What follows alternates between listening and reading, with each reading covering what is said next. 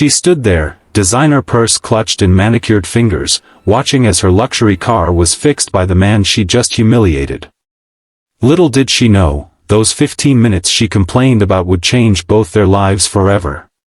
If you've ever witnessed karma unfold in real time, you'll want to stay until the end of this incredible true story. If you appreciate stories about unexpected life lessons and second chances, please consider hitting that like button and subscribing to our channel. Your support helps us share more powerful stories like this one. The morning sun glinted off the polished hood of Alexandra Winter's Mercedes-Benz as it rolled to a stop outside Ray's auto shop. The engine had been making an unsettling noise for days, and despite her reluctance to visit this particular establishment in the less affluent part of town, her assistant had insisted it had the best reviews. Alexandra checked her watch, a Cartier that cost more than most people's monthly salary, and sighed dramatically. She had a charity luncheon at noon, and the thought of being late made her skin crawl. Image was everything in her social circle. As she stepped out of her car, her Louboutin heels clicked against the concrete floor of the garage. The smell of motor oil and the sound of tools clanging against metal assaulted her senses. This was not her world. "Hello?" she called out, her voice carrying the practiced tone of someone accustomed to immediate attention. From beneath another vehicle, a pair of worn work boots appeared, followed by the rest of a man sliding out on a creeper. He stood up, wiping his hands on a rag that had seen better days. "Good morning, ma'am. I'm Ray Donovan, owner of Ray's Auto Shop. How can I help you today?" His voice was warm, his smile genuine despite the smudge of grease on his cheek. Alexandra's eyes narrowed slightly as she assessed him. Mid-30s, she guessed, with kind eyes that seemed at odds with his rough appearance. His hands were calloused, nails permanently stained with the evidence of his trade. "My car is making a noise. I need it fixed immediately. I have an important engagement at noon," she said, not bothering with pleasantries. Ray nodded, unperturbed by her curtness. "I'll take a look right away. Mind if I ask what kind of noise you're hearing?" As Alexandra described the sound, Ray listened attentively, nodding occasionally. He then asked for her keys and popped the hood of the Mercedes. "Dad! Dad!" A small voice called from the back office. A boy of about 8 came running out, waving a paper in his hand. "I finished my math problems." Ray's face softened instantly. "That's great, buddy. Let me see." He took the paper, examined it quickly, and gave the boy a high five. "Perfect score. I'm proud of you, Ethan." Alexandra shifted impatiently, clearing her throat. Ray looked up, momentarily having forgotten her presence. "Sorry about that, ma'am. My son is homeschooling today. His babysitter canceled last minute." He turned to the boy. "Ethan, can you go back to the office and start on your reading? I need to help this customer." The boy nodded, giving Alexandra a shy smile before disappearing back into the office. "How long is this going to take?" Alexandra asked, checking her watch again. "As I mentioned, I have a charity luncheon at noon." Ray bent over the engine, his experienced eyes scanning for issues. "I think I see the problem. It's your serpentine belt, it's worn and starting to slip. I can replace it for you, but it'll take about 15 minutes. 15 minutes? Alexandra's voice rose in disbelief. That's ridiculous. Can't you just... I don't know, tighten it or something? I don't have 15 minutes to spare. Ray straightened up, maintaining his professional demeanor despite her tone. I'm sorry, ma'am, but a quick fix would only be temporary. The belt needs to be replaced, or you risk damaging your engine further. 15 minutes is actually quite fast for this repair. Alexandra let out an exasperated sigh. Fine. But not a minute longer. Some of us have actual important things to do with our time, not just changing oil and fixing cars all day. If her words stung, Ray didn't show it. He simply nodded and got to work, moving with the efficiency of someone who had performed this task countless times before. Alexandra paced near the entrance, tapping away at her phone, occasionally glancing at Ray with barely concealed disdain. When Ethan peeked out from the office again, she rolled her eyes. "Shouldn't that child be in school?" she asked loudly enough for both Ray and Ethan to hear. Ray paused briefly. "He is in school, ma'am. I'm homeschooling him temporarily until I can find a more permanent solution. His mother passed away last year, and we're still adjusting." For a moment, something like shame flickered across Alexandra's face, but it was quickly replaced by impatience. "Well, I suppose that explains the state of this place. A single father running a business and raising a child? No wonder it takes 15 minutes to change a simple belt." The garage fell silent except for the sound of Ray's tools. Ethan had disappeared back into the office, the door closing quietly behind him. "Almost done, ma'am," Ray said after a few more minutes, his voice still professional despite the tension in the air. True to his word, exactly 15 minutes after he started, Ray closed the hood of the Mercedes. "All set. I've also topped off your fluids and checked your tire pressure, no extra charge." Alexandra was already reaching for her purse.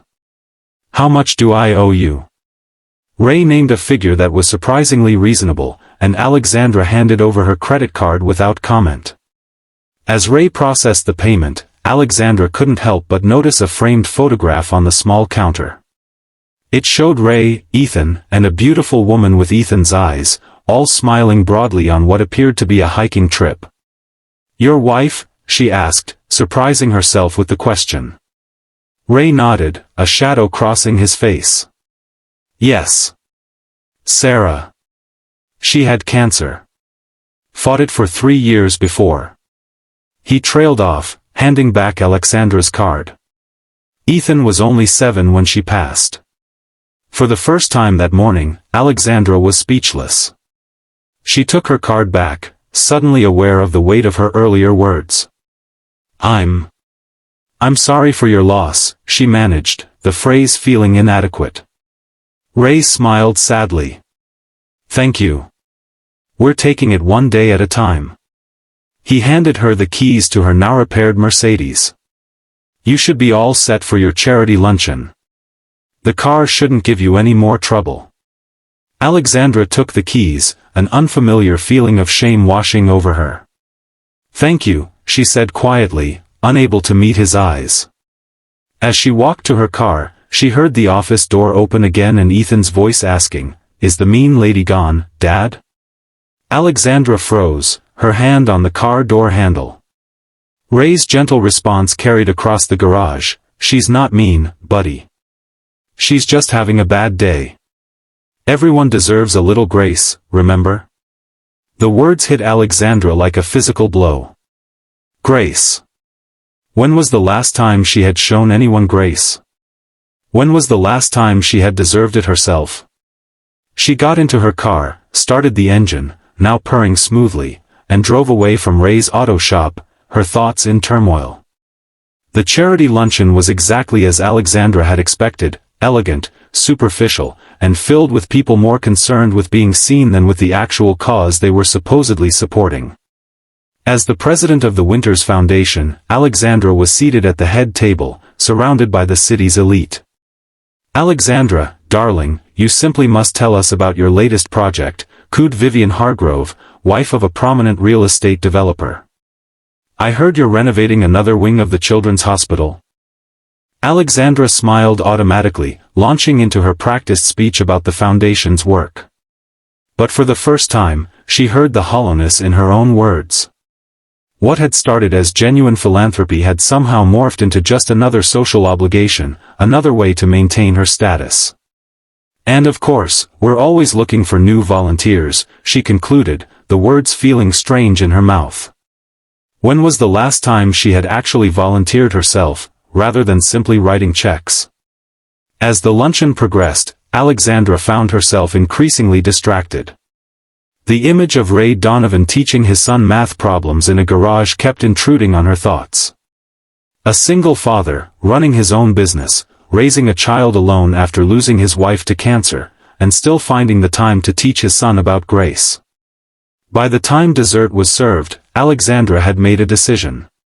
She excused herself from the table, stepped outside, and made a phone call to her assistant.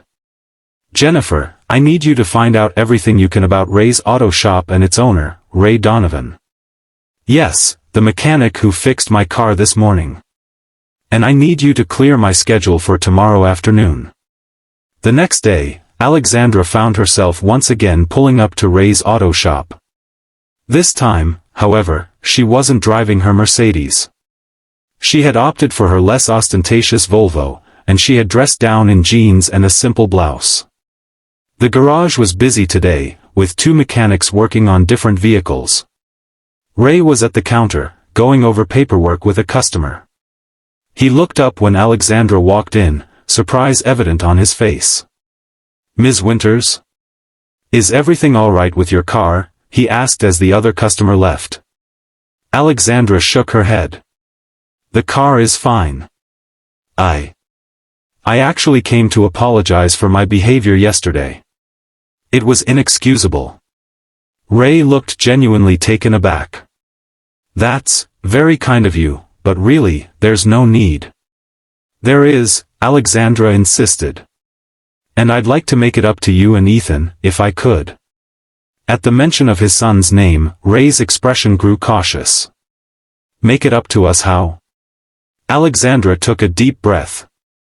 "My foundation, the Winters Foundation, runs several after-school programs for children. One of them is specifically designed for children who have lost a parent. It provides tutoring, counseling, and just a safe space where kids can be with others who understand what they're going through." Ray's expression softened slightly. "That sounds wonderful, but—" "I'm not suggesting charity," Alexandra said quickly, understanding his pride. "I'm suggesting a resource that might help Ethan. And—" She hesitated. "I'm also here to offer you a job." "A job?" Ray looked confused. "I already have a job. This is my shop." Alexandra nodded. "Yes, and from what I've learned, you're one of the best mechanics in the city. The foundation maintains a fleet of vehicles that we use for various programs, delivering meals to homebound seniors, transporting children to medical appointments, that sort of thing. We've been outsourcing the maintenance, but it would be more cost-effective to have our own mechanic on staff." Ray crossed his arms, studying her. "And you're offering me this position?" "Yes.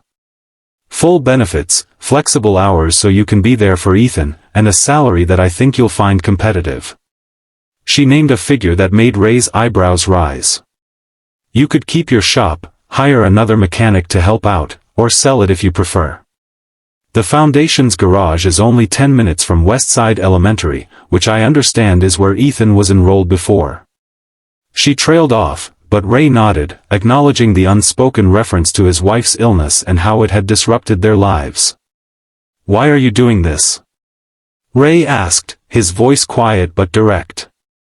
Alexandra considered her answer carefully. "Because yesterday, you taught me something about grace. And because I realized that while I've been writing checks to help people in theory, I've been missing opportunities to help actual people standing right in front of me." Ray was silent for a long moment. "I appreciate the offer, Ms. Winters, but I built this shop from nothing. It's not just a business to me, it's a legacy I want to pass on to Ethan someday." Alexandra nodded, respecting his decision even as disappointment washed over her. "I understand. The offer for Ethan to join the after-school program still stands, regardless." "Thank you," Ray said. "I'll think about that. Ethan could use some friends who understand what he's going through." As Alexandra turned to leave, Ray called after her. "Ms. Winters? Maybe there's another way we could work together." She turned back, curious. "What did you have in mind?" "Your foundation's fleet. I could service those vehicles here, at a discounted rate. And maybe I could teach some basic auto maintenance classes for the teenagers in your programs."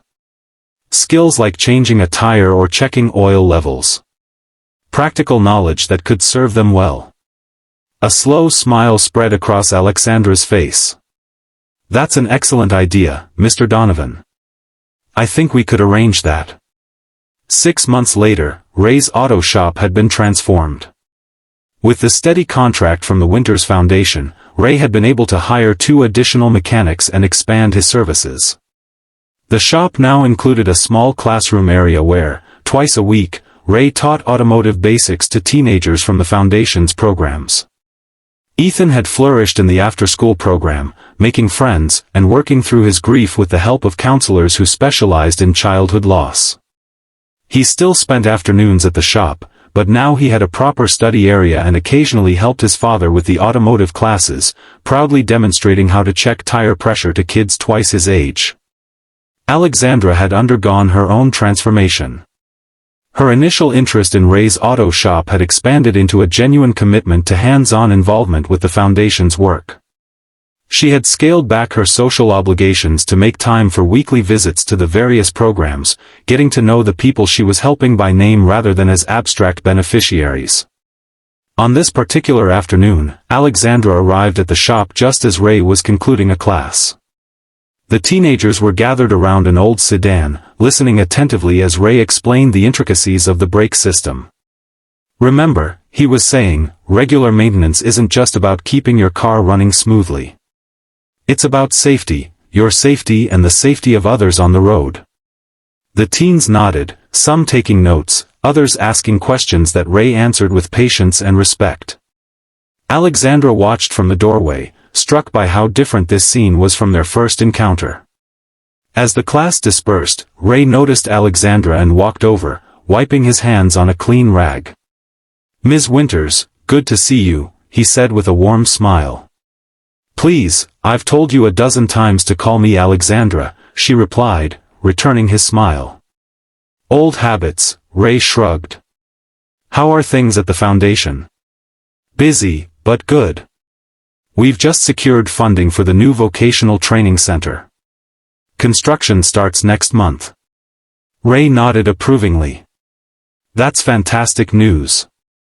Will you still want us to set up the automotive training section?" "Absolutely. In fact, I was hoping you might consider taking on a more formal role as our automotive program director. The position comes with a substantial stipend, of course." Ray considered this for a moment. "I'd be honored, but I'd need to make sure it wouldn't take too much time away from the shop or from Ethan." "Of course. We can work around your schedule," Alexandra assured him. "Speaking of Ethan, how is he doing?" Ray's face lit up with fatherly pride. "He's doing great. His grades are up, and he's talking about joining the science club next semester. The program has been a godsend." Alexandra felt a warmth spread through her chest. "I'm so glad to hear that." There was a moment of comfortable silence between them, a far cry from the tension of their first meeting. "You know," Ray said finally, "I never would have expected things to turn out this way when you first drove up in that Mercedes." Alexandra laughed softly. "Neither would I. I was not my best self that day." "We all have those days," Ray said generously. "What matters is what we learn from them." Alexandra nodded, thinking about how much her life had changed in 6 short months. "I've learned more than I ever expected, thanks to you." Ray looked slightly embarrassed by the praise. "I think we've both learned from each other. That's how it should be, right?" Before Alexandra could respond, Ethan came bounding out from the back office, his face lighting up when he saw her. "Ms. Alexandra. Did you bring the books?" he asked excitedly. Alexandra smiled, reaching into her bag to pull out several children's books about cars and mechanics. "I did indeed. And I found that biography of Henry Ford you were asking about." Ethan took the books reverently, thanking her before rushing back to his study area to dive into his new treasures. "You've spoiled him rotten with those books," Ray said, but his tone was grateful rather than accusatory. "Books are never a spoil," Alexandra replied. "They're an investment." Ray nodded in agreement. Sarah used to say the same thing. It was the first time he had mentioned his late wife without a shadow crossing his face, and Alexandra recognized it as the milestone it was. She sounds